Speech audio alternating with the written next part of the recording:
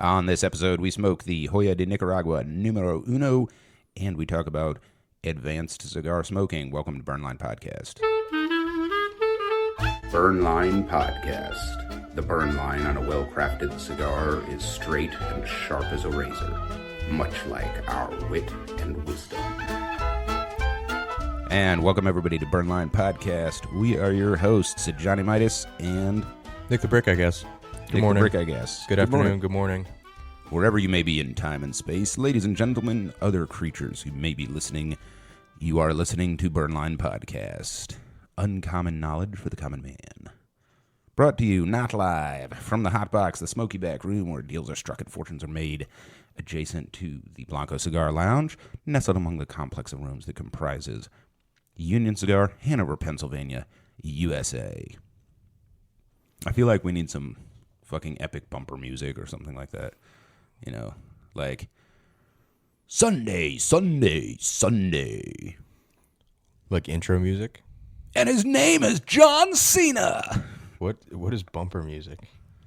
Oh, sorry, that's an industry term for music that like introduces segments and stuff like that. Oh, so intro music. I mean, not really. It's bumper music, but sure, yeah. Oh, my goodness. All right, so we're smoking the Joya de Nicaragua Numero Uno, and we got the cigars here.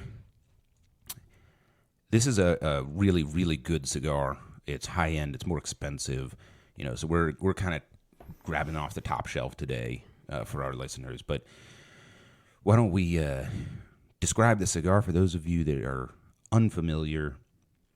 This comes in, what, 3 vitolas, 2 vitolas? I think 3. Yeah, I think 3 as well. And we are smoking the L'Ambassadeur, which is a 6 5/8 by 44, which is, I mean, gosh.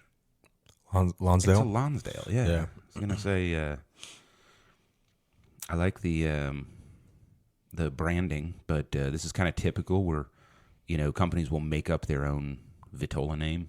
For branding purposes. And there's a reason that it's called the Ambassador. Right. I don't know why it's in French, but there's a reason for that.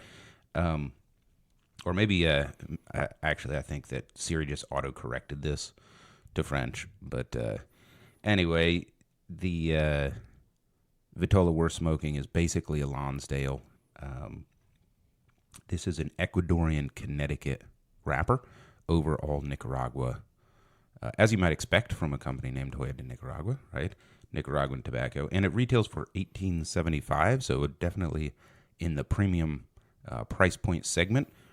If you pre-order a box of 25 at Union Cigar, Hanover, Pennsylvania, USA, it comes out to just $3.75, which compares to like $440 at most online retailers. Damn. So, yeah, quite a steal. And you may want a box after you smoke it. Definitely try it. I don't want to let the cat out of the bag. We're going to go ahead and smoke it for you in real time, but it's going to be smoke. maybe we should have other people pick the cigars for us that we smoke on the show. right. So that we just could like kind of go into a blind. Yeah. No, we smoke the cigars ahead of time on purpose because I just don't think we can be fair to the cigar on the show if we don't smoke it more than once, you know. Yeah, and the half wheel guys smoke 3 samples of everything. It's like right to get a fair assessment of how it is. And also not talking, letting it go out or whatever. So this is a really gorgeous cigar, you know, talking about the presentation. For starters, this is the Obras Maestras line for Joya, which is like their premium line.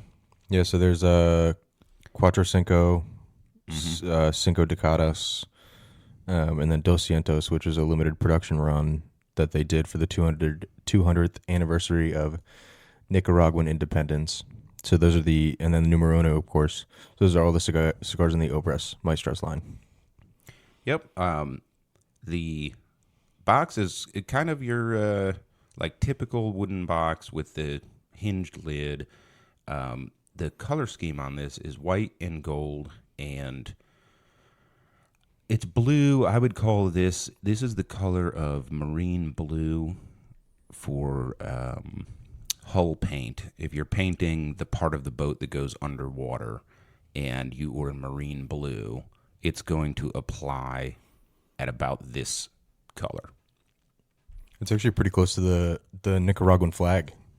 Yeah, it is, depending on the shade Yeah. of the flag. So that's really cool. Yeah. The band is, what is that, about 1 3/8 inches? It's a big band. Yeah. It is a big band. Yeah. So maybe 1.5 inches, 1 3/8 wide, and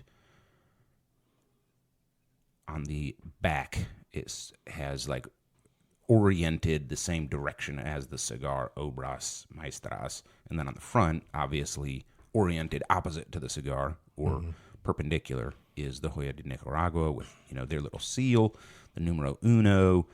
Uno is in white letters, but the right leg of the N is like a gold number 1. Yeah. So some cool stuff, and then like the center, 1.25 inches is that blue with ripply edging with gold foil trim, and then the last 1/8 of an inch top and bottom is like white background with the Joya symbol stamped in gold. Yeah, you see that? You see that one? So they used to, before they rebranded this, so they used to have from the bottom of the band down to the foot of the cigar, white paper with that gold Joya symbol everywhere.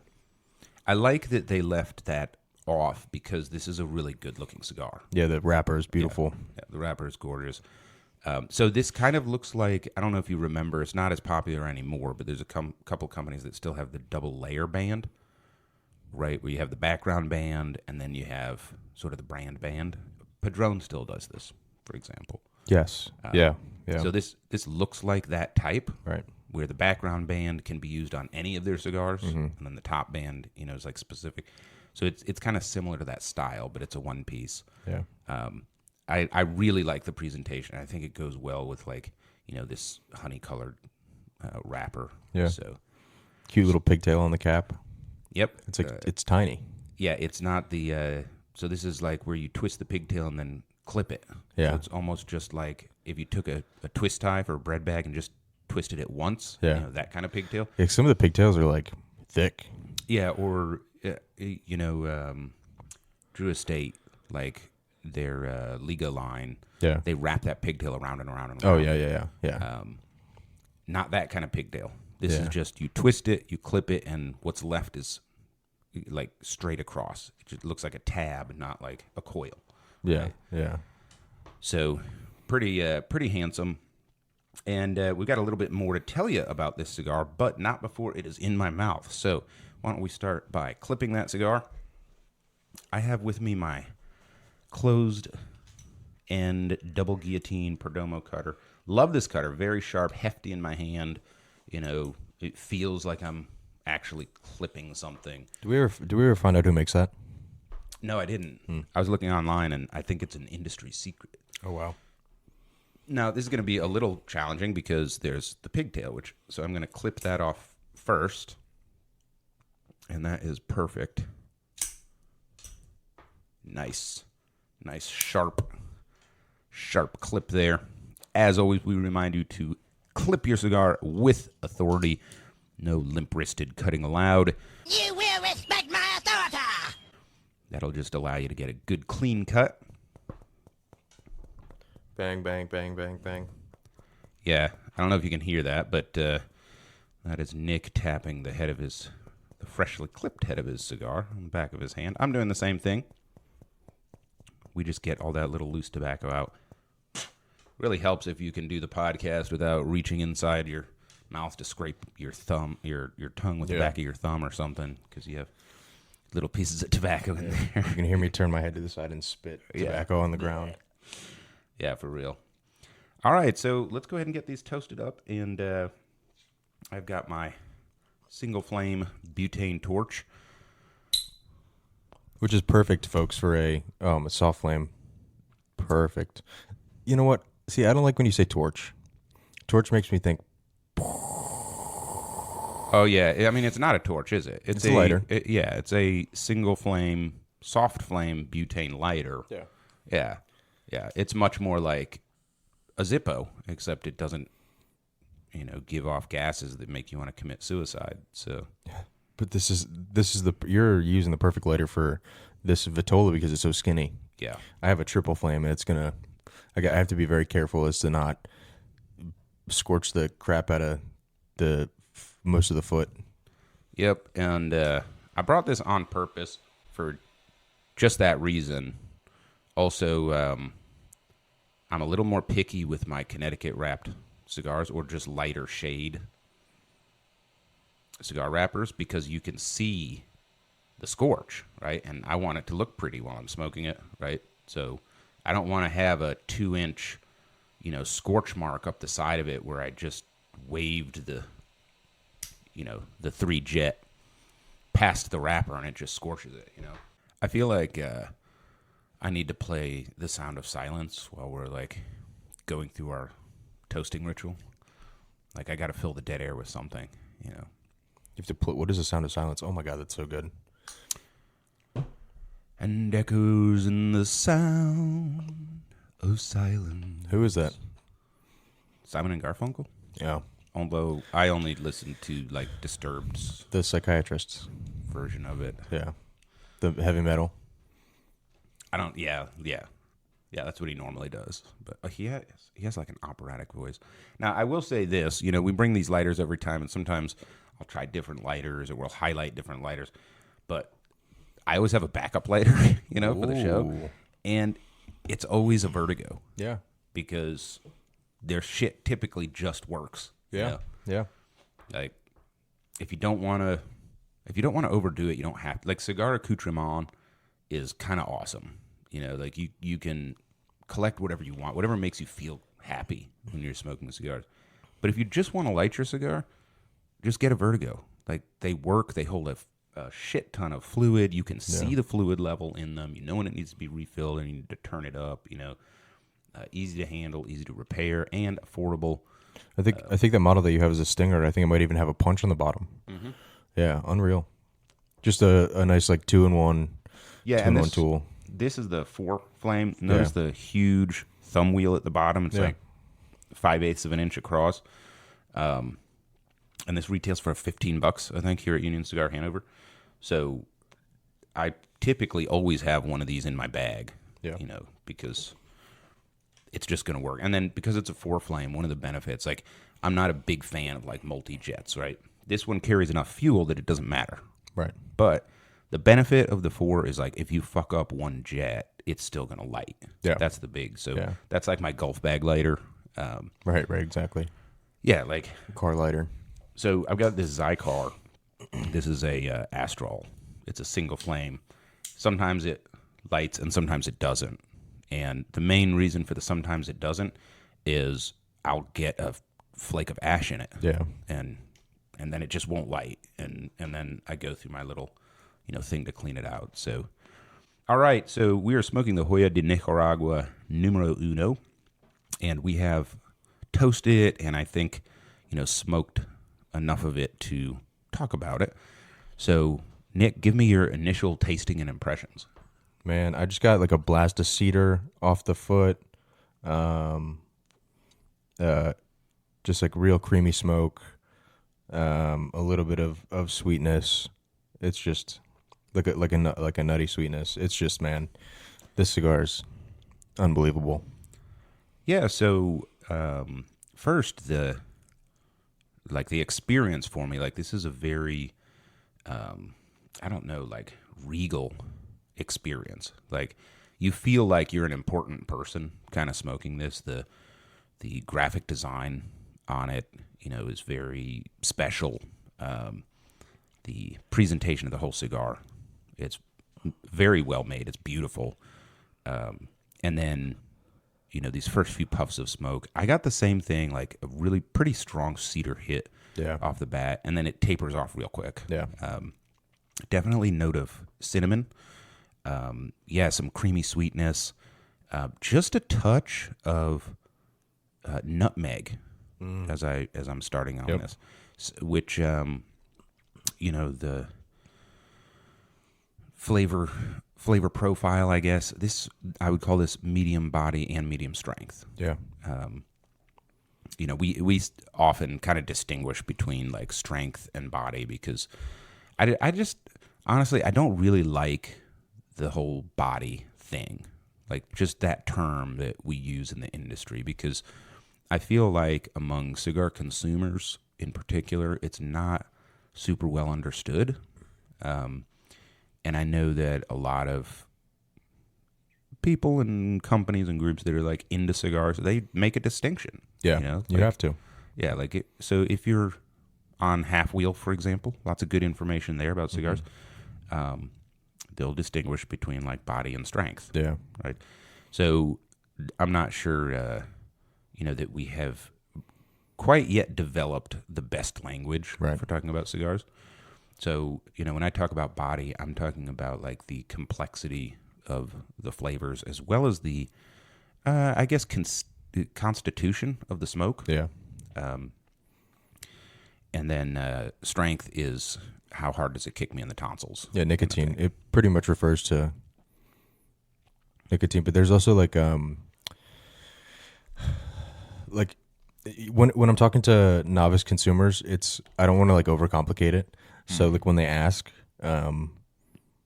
like how strong is it, or when they say is it light, is it medium, right? Yeah. They say it because they want to use the language that we use. I'll usually only refer to nicotine strength because that's the only thing I'm worried about for them. Right. Is like I don't want to overpower you with a nicotine bomb. Right. But yeah, there's a big difference between nicotine strength, body, flavor, all sorts of stuff like that. Yeah. Well, the flavor on this is phenomenal. It does have the overtone of a Connecticut wrapper. So not all Connecticut's are made the same, but for the most part, a Connecticut wrapper. And this is an Ecuadorian Connecticut, so I'm not going to rehash my whole OCD annoyance with that. So is it Connecticut shade-grown? Connecticut refers to the color. Right, exactly. Yeah. Like, it's not Connecticut broadleaf. Right. Yeah. So, and this is a what I would call like a true Connecticut color. Yeah. So, we smoked the shade-grown Passion. It was not a Connecticut, which is probably why they call it shade-grown. That had a it wasn't like Claro dark, but it was like Colorado dark. I mean, yeah, a little red. Yeah, there's a huge difference between this one and the Passion. And same thing with pretty much, like you could compare. I'm trying to think of two good cigars to contrast in the color, but there's a difference between a Connecticut wrapper that is Connecticut broadleaf grown in the Connecticut River Valley under muslin versus a light wrapper, right? That's grown under some kind of shade. I mean, some of the shade that they use is like not muslin. That's the like cheesecloth. Yeah. That's the traditional old school way of doing it. But there's a lot of other. I mean, there's even like moving panels that are controlled by computers and I'm shit. sure the tech is Yeah. Like we're a little bit past the the Farmer Brown stuff. Yeah, it's like a clothesline. Yeah. Like one of the we have dryers now, buddy. Right. Yeah. So this is a Connecticut color, but it also is. I think this is a traditional shade grown wrapper in the sense that Connecticut's that were made the old way that have this color have a specific overtone to them, which is hard to describe. Like if you smoke enough of them, you know what a Connecticut tastes like. It's sort of a garden varietal overtone. Oh, I love it. It's one of my favorite. It's one of my favorite flavors. I think it's one of the reasons that Connecticut's are still the number one selling wrapper, in North America. Now, I think Maduro's catching up. It's got a huge fan base. But Connecticut's are definitely more approachable. But this flavor, it's sort of a sweet bitter, and it's very subtle, but it's like always there. Yeah, and Connecticut's typically are a more fragile wrapper than maybe a thicker Maduro leaf. Well, the scuttlebutt in the industry is that the cigar manufacturers started sort of like promoting Maduro wrappers in the U.S. Partly because, like in America, we have like a different palate than the rest of the world, right? But the other was like they survive shipping and handling so much better. Connecticut's, Cameroons, these are wrapper leaves that are much more delicate. Yeah, they're going to handle the change in humidity, change in temperature, change in location. Yeah, a Maduro is like fucking fruit leather. Like dude, some of them you can like stretch. Yeah. Have you seen people play with the leaves? Yeah, yeah, you can. Some of them, like I feel like a Connecticut leaf like this is just very, very fragile, and it would just snap like right away. But you can, I mean, you can take a thick Maduro leaf and like stretch it a couple inches. It's pretty cool. Yeah, yeah, it is. And by the way, that is one of the contributing factors to the finish on a Maduro cigar. So those more like rustic looking ones, like they wet the leaf during the wrapping process and they smooth it, but they don't stretch it. But like if you stretch it, you can get this super fine, like refined. Yeah. Like I think you saw I posted on the socials, which y'all can follow out there at Burnline Podcast. I was smoking the Asylum Sensorium, and it has this like almost unreal, smooth, dark Maduro. It's really an Oscuro in color wrapper. Well, they had to stretch that. Yeah. Because otherwise it kind of basically when you stretch it, like as it dries out, it shrinks and gets tight like a drum and smooth. Well, it's like wax paper versus construction paper. Like if you put construction paper over like a bed of rocks or a bed of pebbles and you run your finger over the construction paper, you're going to feel the texture of the rocks a lot less than you are if you just place or like a saran wrap, a wax paper or saran wrap. You're going to feel each individual like curve of the rock. Yeah. That's kind of what the Connecticut is versus the Maduro is just that construction paper. Yeah. So a little bit more about this cigar. This blend was originally designed for gifts to ambassadors and heads of state and stuff like that visited. It wasn't available to the public.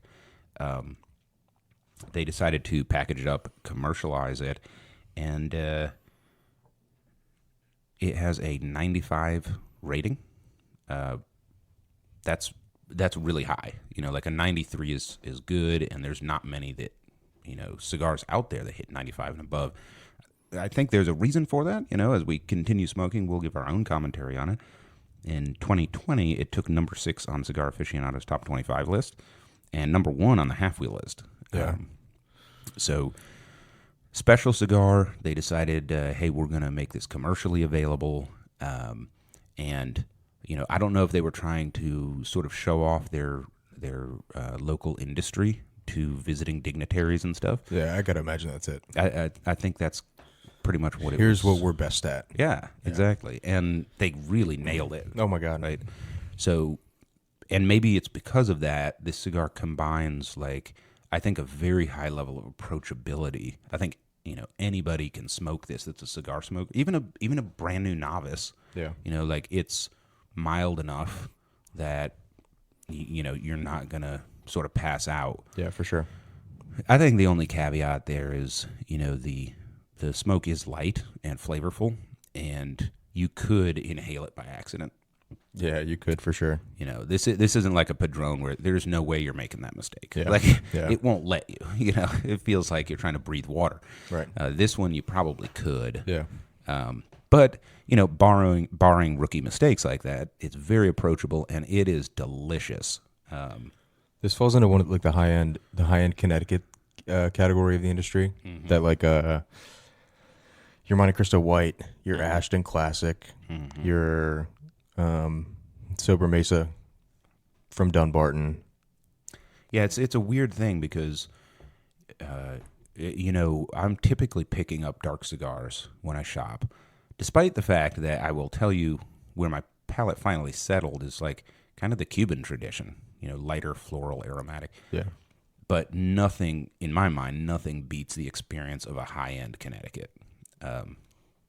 It's just like the creaminess and, you can taste all the flavors. One of the challenges with some of the darker cigars is you can have a flavor that really kind of overpowers the binder and filler. You know, you're kind of just tasting wrapper. So you'll hear people talk about percentages. What percentage of the cigar is the wrapper, right? And I think with high-end Connecticut's, it's like 75, right? And I think with, a lot of Maduros, it's like 95. Right. Which is fine because Maduro is great tobacco, but it makes, the challenge of creating nuance more difficult, right? Yeah, the Connecticut's much less of a blast and much more of a sophisticated. Yeah. If that's the right word. It's like an hour and a half long ballad with each note. Speaking of hour and a half long, the first one of these that I smoked, it took me 2.5 hours. Oh yeah, I believe that. And I chug cigar. Like, you've seen me smoke. Like, I can smoke them down pretty fast. I'm so proud of you. Yeah. You smoked it real slow. No, so I didn't know if it was right. It didn't seem right to me, so I looked it up online. I mean, especially a 44 ring gauge, like, it just seemed like it shouldn't last that long. Right. I looked it up online, and they're like, this 3-hour smoke is like, I'm like, oh, shit. So 2.5 hours for me, that's pretty normal. I typically smoke my cigars a little faster than what the manufacturers say. Yeah. So, for $18.75, you are getting a lot of goodness here. Like, not only is it a great cigar, but, it lasts a long time. So you're really getting your money's worth. Because you and I can go grab 15 660s out in the retail area that'll smoke faster than this. We see it all the time. And it's I don't know if it's like, we talk about the filler leaves and how the ash comes off, how the filler burns, depending on the priming and stuff like that. But it's just well packed. The burn is great. Yeah, look at the ash on this. Yeah, yours is real ugly. Why is mine so pretty? Yours is beautiful, and that's because I'm doing all the talking, you motherfucker. You need to smoke less and talk more. Give me a chance to enjoy this. No, but the point is that you can see the how the ash and stuff is breaking up. Like I said, because I'm talking, so I'm doing like a couple of puffs to keep it lit, and then talking, and then So when you do that, your ash gets lumpy, and it's still like I've got an inch of ash on there, and like it's still just hanging on. Yeah. So that tells you a little bit about, the bunching that went into this cigar. But yeah, so like at that price point, you could get 2 $10 cigars, and it would take the same amount of time to smoke. For sure. Right. So I feel like from a value standpoint, yeah, like the price point to get into this cigar is a little high, which is great because sometimes you just want to have that high-end experience. Right. But if you're just looking at like smoking time and smoking quality, per dollar, I mean this hangs with some of the best pound for values pound, dude. Yeah. So that's where we're at. I think my tasting notes, now that I'm more than an inch in, I've got vanilla. There's definitely a nuttiness there. Cinnamon, vanilla, and nuts is probably the high one. There's a little bit of nutmeg in there for me as well. I think the cedar has really tapered off to just kind of being an afterthought kind of taste. I'm about to pull up my flavor wheel. Oh yeah, pull up the flavor wheel. The flavor wheel. That's someone else posted. We're not going to say who posted it, but it's a really good flavor wheel. I think things like this are like good for, because you and I were talking about this. Like we want printouts of sizes and colors. Yeah, colors. Yeah, vitolas. Yeah, because we're like, I don't know, we're trying to paint a picture here. Right. It's hard for all of you out there, in the internets. Sometimes it's hard to translate visual stuff to verbal or taste stuff to verbal. Thank God we don't have to use our ears to smoke a cigar. Oh, yeah. And it sounds nice. Yeah, we're not so good with words. Yeah. We're gonna start carrying a thesaurus around with us. And the original name for the podcast was like Neanderthal, but then we're like, no, we'll get in trouble with Neanderthal Romacraft. So this is so good. It's broken down into, wow, man, this is awesome. Jeez, yeah, the nuts. It's kind of like there's no saltiness to this cigar though. No, there's not. And sometimes you get that. I would say dry roasted almonds is probably the flavor. Yeah. Unsalted. Yeah. Yeah. That's awesome. Yeah, it's like I feel like it's too unsalty to be a macadamia nut. Right. Which is fucking hilarious because Maybe pistachio. yeah, maybe. Yeah. I get a little pistachio. Yeah. No, I like that. I was going to say, a lot of the guys in the industry use unsalted, dry roasted almonds to cleanse the palate when they're smoking. So it's just ironic that that's what this tastes like. 'Cause it's like, well, I'm going to cleanse my palate with the same thing the cigar tastes like, Yeah. Yeah. Just finished chewing your unsalted almonds. This cigar tastes like almonds. You lie. Your palate is trash. Get out of the industry. All right. So with that, I think it is time for our tobacconist tip of the week. So the tobacconist tip of the week this week is to, I don't know, I feel like we kind of go back and forth on the show about like do what you want, but also listen to what we tell you to do. Right.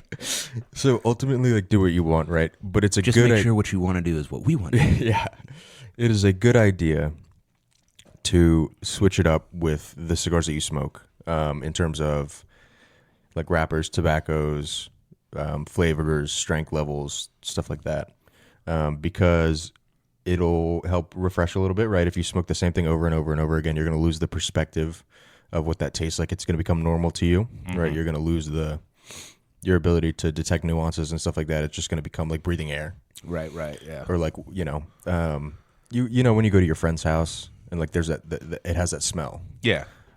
but like your own house doesn't have that smell. But when they visit your house, it's It the has other way it. around. Yeah, exactly. Yeah. No, it's a great, like, keep it fresh. Yeah, for sure. You know? Yeah, every once in a while, when you settle on that flavor or that cigar, I know a couple guys, like, they smoke the same cigar over and over.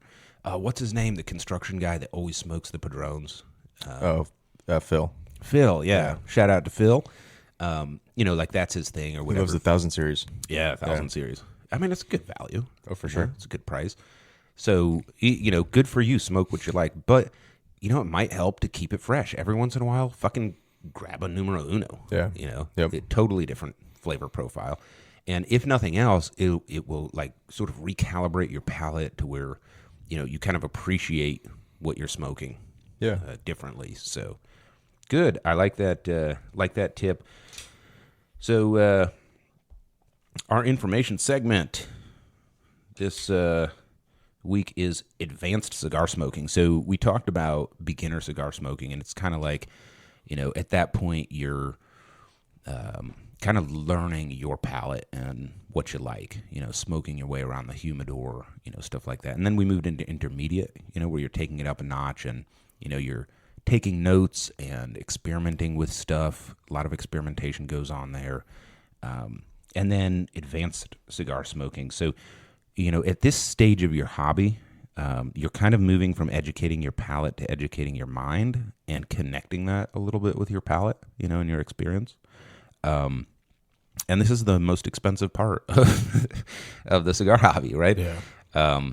So here's a couple of things you can do to take it to the next level. So if you think that you're intermediate, you have a good grasp of cigar construction, regions, what you like and don't, what other people might and don't, what you can expect from a sun-grown versus a Connecticut wrapper, that sort of thing. First thing is cigar tours. So there are plenty of opportunities down in Mesoamerica to tour cigar plants. Like you can take a sort of vacation. Like they have these outings. A lot of different shops or companies will put together tours you can just sign up for where you don't have to worry about anything. Yeah, like your approach your brick and mortar guys. Yeah. Your local shop and see if there are any opportunities that they've been offered. Because I can get a group of 20, 25 guys going down there, and then obviously the packages, the prices are better and stuff like that. Yeah, there's quite a few opportunities for like just pay me $3,000, I've got everything. Right? All you do is show up at the airport and or show up at the shop and we're going to take a bus to the airport, type of thing.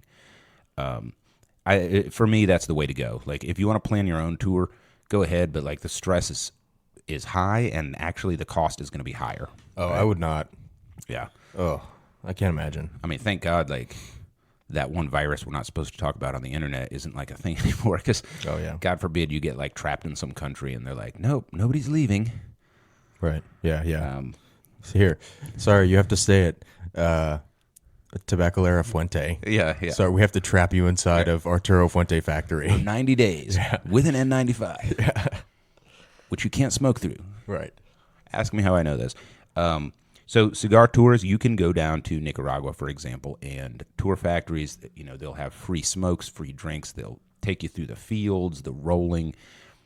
You'll learn all kinds of cool stuff like, the draw test and stuff like that you might not be aware of otherwise.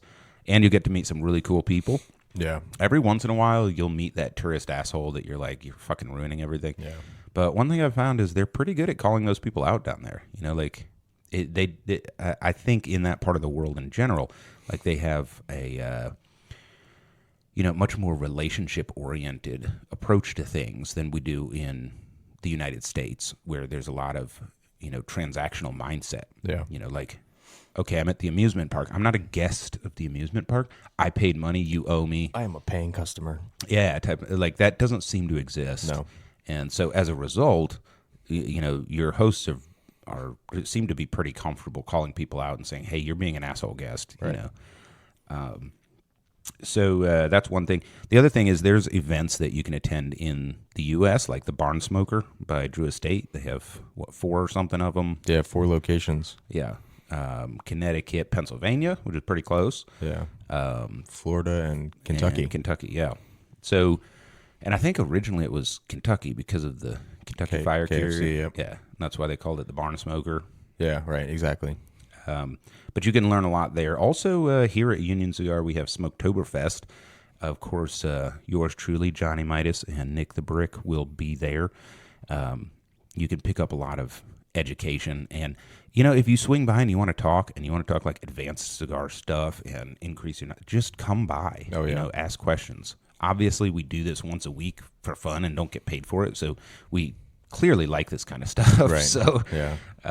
Happy to talk with you, share knowledge, all of that. Yeah, I'm lucky enough to be able to do it for a full-time job. Right. So right. Some people are like, I'll say, hey, like bring your humidor in, I'll take a look at it. They're like, really? You can do that? I'm like, dude, this is my job. Right. Like, this is what I'm good at. I'm a professional. Yeah. Tobacconist University online has a consumer certification, so you can go through that and learn quite a bit about cigars. I checked. I think tuition's $150. Yeah. So again, like this is probably the more expensive part. $3,000 for a cigar tour or whatever. $150. That's pretty good. That's great. You Yeah. can get a lot of knowledge for that. There's also books, right? So, the book that I always recommend is The Cigar from Soil to Soul. That's like a $500 book, but it's largely considered like the book or whatever. I think it has extremely limited availability. I can't remember if it was a special edition, but the one they released, they only made 500 copies. Damn. Which are all spoken for. Yeah. So, like, you can try to get on eBay and stuff and find them. I was gonna say I find a lot of like tobacco and cigar books were written in like the 80s and 90s, and it's like maybe late 90s to early 2000s after the boom. Mm-hmm. But like their secondhand market for them is there. Like you can get a well loved book on like Amazon or eBay or something for like a pretty good price. Yeah. And like add it to your. I think I have 4 cigar books at home. And the Ultimate Guide to Cigars that we have out there in the in the lounge. Yeah, that's right. That's a really good one. It doesn't maybe go into as much depth as some people are looking for, but it does go into everything. So you'll at least have a broad knowledge of every aspect of the cigar industry. At least the construction, like the growing and the wrapping and all of that stuff. It doesn't really go too much into like the business side, and distribution. Yeah. That one's like a good intermediate book. Yeah. But there are for sure some that are like advanced. Yeah. Like the Cigar from Soil to Soul. Yeah, I can when you're imagine talking about that's like pH balance in the soil, stuff like right. that. Which can really help. I think help you enjoy the hobby. Like, it's if your hobby was cars, there's a big difference between I like cars to understanding the differences between the LS6 and LS7 Right. motors, right? Yeah. Or the Elephant crate motor, 1,000 horsepower of Mopar. The only thing I'll say about books, though, is like you do have to be careful because there's plenty of them that are just wrong, like they just have bad information, right? Yeah. So I've got the Playboy Book of Cigars, which is a really good Ew, coffee is that table. what it's called? Yeah. Ew. Why ew? Why is it called Playboy? Because it's from the Playboy brand. So it's Well, you're probably not old enough to remember when Playboy was like the international lifestyle brand. it was a lifestyle brand? Oh yeah. It wasn't just smut? No, no, like it was a serious lifestyle brand. What? Kind of like GQ. Wow. Yeah, back in like the late 70s to mid 80s. I think you're lying. No, I'm not lying. I'm really that old. But so this is a coffee table book. It has a white hardcover with like the Playboy logo cut out of the cover, so you can see the front page, which is like a collage of pictures. And yeah, there's like 3 pages that have pictures of girls from the magazine, holding cigars. Oh, so it's Cigar Snob magazine. Yeah, yeah. But the rest of it is actually about cigars. And, like it's a great coffee table book, but the sections that are about cigars, like there's actually information in there that's basically incorrect. Like they're talking about It's incorrect. it is, yeah. It's like Okay. the author was not a cigar person. Oh. I think they were just collecting information. Oh. So like they're talking about the filler, the binder, and the wrapper, and they're like, don't talk about bunching at all, Right. and they're like, your filler leaves are wrapped with a binder leaf, which is wrapped with a wrapper leaf. I'm like, yeah, but that's really not like what it looks like at all. On the outside there's tobacco, and on the inside there's tobacco. Yeah. And so then they have this diagram that shows like a rolled up leaves with a leaf being rolled up around it with a leaf being rolled up around that, and it's like, yeah, but that's, for starters, a lot of the time, like the bunching and the binder, like the corner of the leaf, like they're kind of all stuck together, like twisted together there. And then they kind of go from there. And then all of those are like, that's what's pressed, and then you put the wrapper on later. So, it's like if you're trying to get just general knowledge, it's like a book that says a car has wheels and an engine, so it's not terrible, but it's really not going to get you anywhere. So Did they make a Cigars for Dummies? I'm sure they did. That series was super popular. yeah. And then I think they had like intermediate ones, didn't they? Maybe not. Maybe I'm making this up. Maybe I'm projecting my my desires. I don't know. I had what did I have?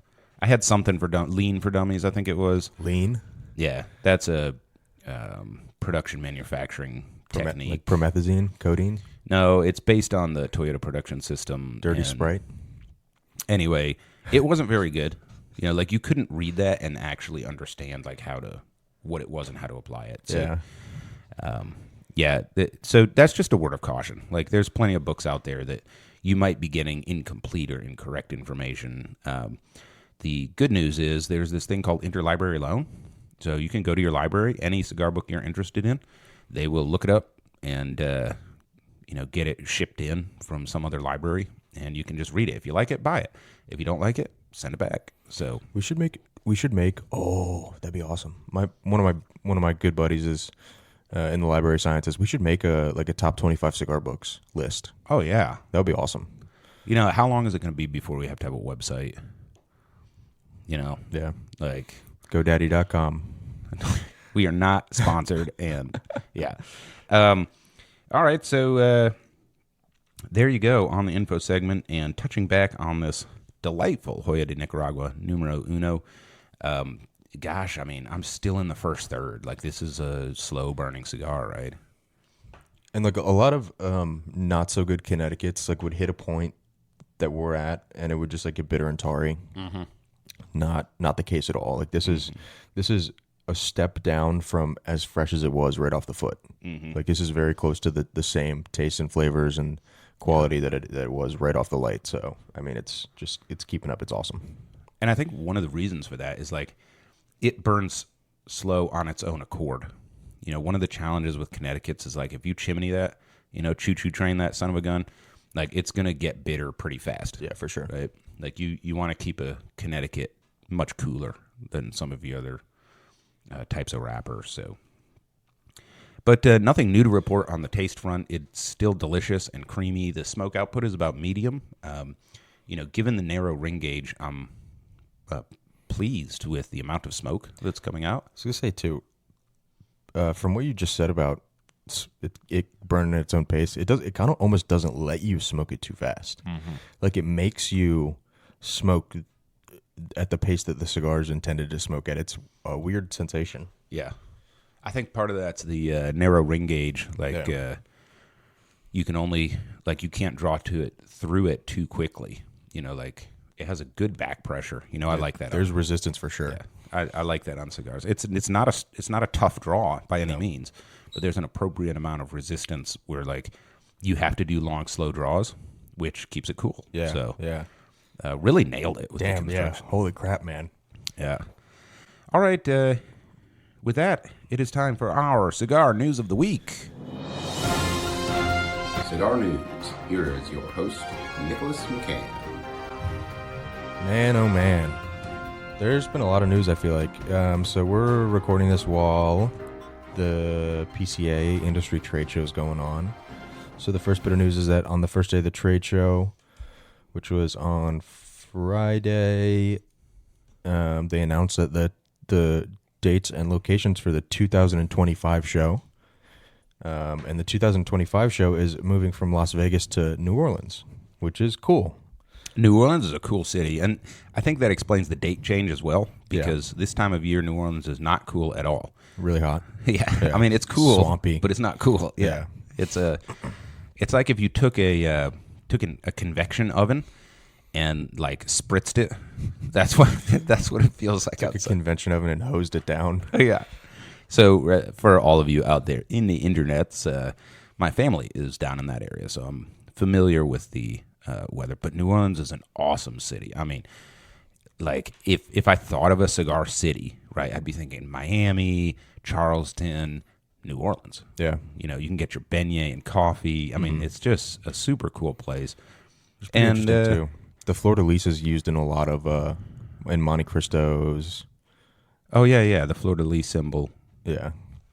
Fleurs de lis are common in your cigar branding. Right? They are. So, yeah, it kind of goes. And then I think one of the reasons they switched was Las Vegas was getting pretty bitchy about like smoking in the convention center and stuff. Yeah. So, you know, just a word of caution out there to politicians who, you know, kind of pass rules before engaging their brain. This is probably not a way to go if you like revenue for your city. So not that I'm in politics. When I am, everybody vote for me. What else have you got, Nick? So speaking of Joya de Nicaragua and Obras Maestros, Joya de Nicaragua is celebrating the 55th anniversary of the brand with a cigar called Cinco de Cinco, which is like 5 of 5 or 5-5. Yeah, 505. And this is the Cinco de Cinco is the successor to the Cuatro Cinco and the Cinco Décadas. So Cuatro Cinco is 45, Cinco Décadas is 5 decades. So this is going to signify the 55th year of Joya being in business, which I believe was 1968 when they first established themselves. And they also are bringing back the JDN, the Joya de Nicaragua Clásico, which was the official cigar of the Nixon White House, which I don't know. I think they're going to leave that out of the the advertising and the branding. I don't know, but it had a really, really good reputation for being like a Cuban cigar from Nicaragua, right? And of course, I'm into that sort of thing, so I'm really looking forward to that one. Yeah, that's going to be awesome. Word on the street is that's going to be really hard to get. Mm-hmm. So I'd imagine. I wonder if they're going to be able to recapture that magic. You know, obviously it's a different cigar. They're just reusing the brand, but you know, here 50 years later or whatever, it's going to be different tobacco, and I imagine even the soil is dramatically different. Oh yeah, I mean, you know, climate change and all that too. The climate's changed, John. The climate's changing, John. Yeah, thanks to all the carbon-based fuel that we're burning in our gas-guzzling SUVs. I can't believe how irresponsible we are. What else? Am I missing anything? Did I forget anything? No, I think that's a good chunk of news for people to digest for this week. So looking forward to a couple of new sticks from Joya de Nicaragua. I think it'll be interesting. Like after the PCA, there'll probably be some reveals. So we'll keep an eye on that, and it'll be done by next week when we have our next show. Yeah, and so we'll probably have a whole basket of fun stuff. Hopefully, there's some boring years in the cigar industry. Dude, last year, the Fuente Padron collab, they did the thing. They released the thing, and it was, the picture I saw of. The media. Oh yeah, here I just pulled it up. This was so. I'm going to show John the picture of last year's announcement of the Padron Fuente collab. Yep. And it went on at like 2:00 in the afternoon on Saturday or Sunday of the show. Every single person in the building was around these booths. Yeah, like I can see that, and everyone's got their phone up in the air. Yeah. They're like taking video and it's stuff. like the freaking Pope's there. Yeah. And yeah, that is wall to wall, man. It's been a year, and nothing has come from this. Right. So that's, hopefully there's something that comes out of that too, which is something that we're really excited for. But all smoke and no fire. Right. Mm-hmm. Yeah, we'll see. Kind of see how that goes. All right, so let's touch back on this cigar. We are smoking the Joya de Nicaragua Numero Uno, the L'Ambassadeur Vitola, which is a 6 5/8 by 44. So basically a Lonsdale. It retails here at Union Cigar Hanover for $18.75, and don't forget the pre-order box discount. 25 cigars for $375. You can't beat that with a stick, and this is a phenomenal cigar. So, talking about kind of use case for the cigars like we do. First of all, this is a fantastic gift cigar. Like if somebody has an event going on in their life, I would be comfortable giving this to somebody at their wedding, Oh, absolutely. It's regal enough for that in the presentation, And it's light enough, too, if they're not a avid right, cigar smoker. Exactly. Like it's approachable, so you can use it in a lot of situations. I think you could smoke it as a celebration cigar as well. You just got that raise at work or whatever. I feel like it's, kind of medium-bodied enough that you can be smoking it while drinking liquor or just generally hamming it up without, getting sick to your stomach or something like that. Conversely, it's perfectly fine at 9 a.m. It is, right? You could have this on my back porch as the sun rises, like I do. In our beautiful state where, even though we're getting into the hot part of the year, it's still like 72 degrees in the morning with a light breeze, watching the sun come up. So I think you can use this in a lot of situations. And I think the price point is right to where, you're not going to choke on the price, but it's expensive enough that it carries like meaning and weight and value, where, if you gift somebody a fantastic cigar that has a $9 price point, it's not there. Like there's a social element where it's supposed to be a little bit of a sacrifice, to gift somebody something. And I think this has just enough of that, to where, this can be a fantastic choice for, your friend just got a promotion. You want to appreciate your boss for Christmas, something like that. And I think too, like that box, you're buying 60 some hours of cigar smoking, which is interesting to think about it that way. Because if we're saying the cigar takes 2 to 3 hours to smoke, and 25 count's going to be that's 60 plus hours of enjoyment for you. Yep. And I guess the only other side to that would be this is a long smoke, and you're going to want to not waste it. Yeah. Right. So it's less well suited to, here's my morning smoke, and I have to go to work. Unless you get up early. Right. So keep that in mind. Smoke it in the morning on Saturday. Yeah. Something like that. So fantastic cigar. Just wrapping up with the body and strength. It's medium. I would say just straight medium on all of it. It hasn't like increased in strength too much, a little bit. So honestly, I'm just into the second third. Yeah, I'm halfway through. Yeah, barely. So, the one that I smoked before. So we typically will pre-smoke the cigar so that we're fair on the show. I smoked that one down, and by the last third, I definitely got a like a cinnamon sugar, warm cinnamon sugar flavor, combined with a peak in strength. Right, the strength did come up to where I was like, this is starting to be like mid-full. Yeah. By the time you get there, your palate has been well conditioned, so there's no harshness or it doesn't feel weird with that. But the strength does build slowly over it, and yeah, like that. I don't know, cinnamon sugar, vanilla. It's almost like one of those flavors of like a room. What are those hot oil things you plug that my wife plugs into the outlet that makes the room smell good? Essential oils. Yeah, like it's almost a flavor you'd diffuser. expect. Yeah, from one of those. Like an oil diffuser. Yeah. So it's like sugar and cinnamon and vanilla, and then it's combined with this creaminess. So very very delicious smoke, and I would say that like that.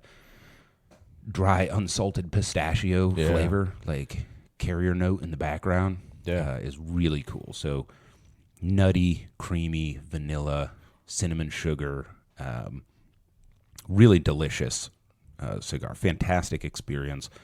I think this is really a feel-good cigar too. Like, you smoke it and it makes you feel wealthy. It makes you feel like pampered. It makes you feel special. You feel like a delegate. Yeah, exactly. An ambassador. You feel like an ambassador to Nicaragua. They got this awesome gift, highlighting the craft that the country is famous for. So that's what I've got on this Joya de Nicaragua Numero Uno. And with that, it is time to rate our cigar. So rating this cigar, the first dimension that we rank on is presentation. We rank 5 vectors from 0 to 10 and end up with a final ranking that is between 0 and 50. And we do this specifically to differentiate from the 100-point scale of a lot of other rating systems, because we don't want our number to be compared with other numbers, because it doesn't mean the same thing. Like some of these are subjective categories, but the rating is objective. A lot of other cigar rating company or methodologies, I should say, it's almost like they just roll everything into one experience and pick a number based on where they think it should fall. Right. We do not do it that way. So starting out with presentation, we also do price or value, construction, flavor, and experience. So starting with presentation, Nick, what are your thoughts on this Joya de Nicaragua Numero Uno La Ambassador? It's a gorgeous cigar. I like the band a lot. The blue is a good color, and then the gold on the back with the obras.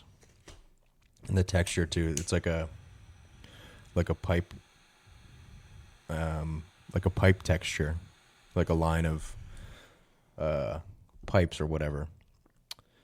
But I think that the cigar is good looking, yellow-ish. It kind of looks like a light cinnamon stick. Like that's, it looks like a lighter cinnamon stick. So I mean, it's a freaking 9. 9 for Nick on presentation. Yeah, so looking at the box and looking at the individual sticks, I think the only thing that would make this more premium is if it was not cello wrapped. And a lot of that just has to do with sort of industry standard, where a lot of your premium cigars, they don't wrap in cello. I like cello wrap on my cigars because I know it's clean. I hate to be that guy, but it's sitting out on a shelf in the humidor and everything, and who knows who's picking up what and what they touched and, all of that. So that's the only reason it's not a 10 for me. Like, they completely nailed this. The actual cigar is gorgeous. the band matches the cigar in its color palette, and then the box also is gorgeous, right?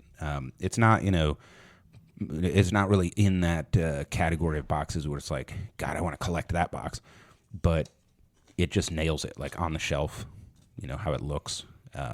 So I've got it at a 9 as well. So moving on to price. Now, when we say price, we're also talking about value, right? Yeah. Because there's cigars that cost $5 that it's not a good price for that cigar because it's not a good cigar. Yeah. And vice versa, right? So what are your thoughts? $18.75 for a single stick at retail, Nick? Dude, I think that making this any more accessible from a price standpoint would devalue it, would normalize it. So I think the price is perfect because it's not a cigar that I'll smoke every day because of the price, but the price allows for it to be a cigar that I can smoke every once in a while and enjoy it. And I think like to do that intentionally, to make the public know, hey, this isn't one that you're going to pick up every day. Right. But it's going to be special when you do. Yeah, this is not your after work driving home with the window rolled down. Yeah. I think they crushed it, honestly. I think it's a 10 for price because they purposefully priced themselves to a point where it's not an everyday, but they kept it affordable enough that when you do need that, you can have it. So we just got our first 10 rating in any category for any cigar. Yeah, I mean, I've got a 9 here just because I couldn't bring myself to pick 10, but I agree with everything you said. I think the price point is perfect. First of all, in like dollar per hour, it's actually a value cigar. Right. Like you can't beat that. Second, absolutely, like lowering the price point on this, I think would devalue it. And then also, what are you getting for your money? And the answer is a really delicious special cigar. And you I would want to keep this special. Like I'm going to smoke this again, but not tomorrow. That's what I'm saying. Yeah. So I've got a 9 there. And of course we don't do decimals. So our weighted average there, we round up. So it gets a 10 on pricing. I think they nailed it. Like they've got somebody in their accounting and marketing office that really because they could sell this in the mid-20s. Oh, dude, they could F around and sell for $30-$35. Yeah, they could. For sure. But they kept it at a price where you're going to buy it and rebuy it, but it is also has that, hey, you have to pay to play, right, which keeps it special and so on. So really, really cool price point here, I think. All right, moving on to construction. Nick, what have you got? Dude, I'm looking at my second. I've had two ash bits so far. Can you tell? Are these lined up so you can tell? Are they even? Yeah. So you don't quite have as much ash on your cigar right now. Stick as what but you just dropped 1.25 inches of stacked dimes. Yeah, and you could pick it back up. Yeah. Like oh yeah. I just pinched it with my big old fucking gorilla hand, then picked it up, and like 2 pieces of ash fell off. It's still intact. It's still, and he knocks over the whole table. Yeah, it's still intact. So it's going to be. I'm probably going to ash this one more. Tap the ash off one more time, and then stack a third one on the cigar, and it'll be a 3 ash cigar, and it'll be fantastic. I think that. Dude, do you have ash contests? I have done. Do you ever do that? I have done. I won Ash to Toro once. See, I think this would be a great choice for that, dude. Like this is the cigar. Yeah. The only thing is they make a size. It's like a 48 gauge. This is the 44. I think the 48 gauge would be perfect. Yeah. 9 for construction. I don't know. I can't. What do you want me to give it another 10? No, I mean 9 is good. So here's some things that I look at when you guys listen to us talking about construction. First and foremost is like, is it evenly packed? And as I'm smoking it, does it hold together? It doesn't develop like pinholes. Does it burn evenly? Really basic stuff. And this nails that. Like, does it stay wrapped? Kind of thing. Yeah. And this nails all of those. So then I move on to some more like intermediate stuff. Like when I clip it on the cap, does that leaf stay, or do I have that little tail that comes off? Oh, you saw mine. I had 2. Yeah, and you you tongue it and whatever. Yeah, but that was a clipping problem, right? You developed those because your cutter's not super sharp. But I mean this little tail that wraps around here on the cap. Yeah. Like if it starts to unglue, and unravel, that's fucking annoying. Yeah. Right? You tongue it and then you try to pull it off without unwrapping it more. That did not happen. No. And the truth is that I haven't experienced a cigar with better construction, so I feel like I can't not give it a 10. It's not like it's setting a new standard, but I haven't smoked any cigar where I can say, oh, it had better construction. You mentioned one before the show that you had recently that was very, very good as well. Oh, the Asylum Sensorium. Yeah, that cigar was put together by a master. Nice. But the truth is, like, when I look objectively at that and this one, like, they're the same level of construction. Wow, right? very nice. So I have to give this a 10, and I would add to that the fact that the way that they bunched it, it smokes at the right rate to keep the Connecticut wrapper cool. I mean, they just nailed that. They didn't give you the option of fucking it up. Like, you have to try, right? So it goes beyond, like, did I use enough pectin to keep the cap on, to the actual methodology of bunching and the science that went into how they packed. Right, yeah, we want exactly this amount of airflow through the cigar so that John X can't smoke too fast. Mm-hmm. Yeah, but it also, like, it's not going to go out. This cigar, neither of our cigars have gone out. We've been yapping for over an hour now. Yeah, absolutely. Like it stays lit, slow burns itself. All right, so moving on to flavor. Again, this is a medium body, medium strength. Notes of vanilla, almonds, cinnamon, sugar. What are your thoughts there, Nick? Fantastic, really, really good flavor. As far as this has that elite Connecticut flavor taste to it, with a little bit of the Nicaraguan kick from the binder and the filler. Mm-hmm. There might even be like a dash of pepper. Yeah, I think like as we're getting down in the cigar, like I was talking about the strength picking up. Yeah, you get a little bit of that Nicaraguan pepper. Yeah, which is not a bad thing at all. It's pretty welcome. It's been a very creamy cigar so far. Like that pistachio cream, unsalted. Mm-hmm. It's almost like almond butter. Yeah, the creaminess. Yeah, I mean the flavor is it's a 9. 9 for flavor. Yeah, I've got 9 for flavor as well. And when I was preparing for the show, I was like, what would have made it a 10? Yeah, and more sweetness. I think like a touch of sweetness. But then it would just be a sobremesa. So which is kind of, I mean, that is the gold standard for Connecticut. So I mean, cigar, we're gonna do that cigar one day, and we're just gonna sit in silence for an hour and then rate it at the end. And we're gonna fight over whether or not there's actual sugar in the cap. Because, but anyway, so 9 for flavor on this cigar, and so overall experience. Now, I think that this is our most subjective. But it's also our most important because as well as I do, like I have smoked technically excellent cigars that just didn't ring the bell. Absolutely, like, it can happen. Like this is an experience. The whole hobby is an experiential hobby. So, what are your thoughts on experience, Nick? So this is one of the cigars that I have been chasing, or I had chased for a long time. Where this is one, like when I became a manager of a store, like I would text my rep and be like, hey, I've been looking for Numero Uno for a long time. Like, can you bring me some? I have a one humidor in my house that's a locked humidor. And this cigar, I keep it in the locked humidor, right? I have like a couple Cubans in that humidor. I have Opus in that humidor. Nick has to keep his girlfriend out, so long story. So this is one that I keep in. There's a lot of like lore behind it. For me, this is like I put this on the Mount Rushmore of like Connecticut cigars, really. Yeah. I think that's fair. And it's like I was just reading the inside of your band, and it says, oh yeah, there's like a whole paragraph on the inside of the band. Numero Uno was originally blended for world leaders and top ranked government officials. Enjoy this #diplomatic privilege. And it's just, I mean, I don't know. The lore of it is awesome. The story about them giving it to world leaders, and then, it was so highly acclaimed that they had to release it to the public. Like it's a 9. Yeah, and there was a step in there too where like they gave it to press. Yeah. And the press, was like, holy shit, Yeah. where is this cigar production? Right.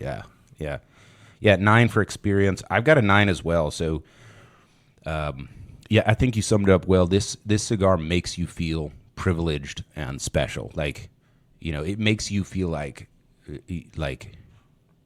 you are privileged to be allowed to smoke it almost. And every aspect of it touches on that, you know, how gorgeous the cigar is, the graphic design that goes into it, the story, and then, you know, the just pleasureful experience of smoking it. And it's mild enough that, you know, you're not having second thoughts, despite the fact that it's an over 2-hour smoke, you know, pretty close to 3-hour smoke for most people. Yeah. And you can do that, right? So I've got a 9 as well. So with that, we have a 47 Jeez. ranked cigar. Yeah, that is going to ring the bell, man. Ring the bell, man. I've got to have some sound I can dub in there for that. But what a fantastic rating for this cigar, head and shoulders on this show. So I guess you could say it's highly ranked by us. So that is the Joya de Nicaragua Numero Uno. We are smoking the La Ambassador, which is basically a Lonsdale 6 5/8 by 44. We really enjoyed it, and we hope you do too. Thank you for joining us on Burnline Podcast. Don't forget to drop us a note. Oh, I forgot to read the email. God, we're already over on time. Next week. So, all right. So this is from a listener out there. We'll just wrap up with this. Dear Burnline Podcast, love the show, especially the information segment. Question. I smoke at work and often have to put my cigar down unexpectedly and it goes out. Is there a way I can relight these without it tasting like sucking ash? I'm sorry.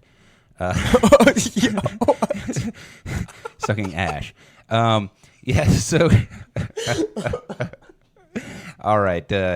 So here's the short answer.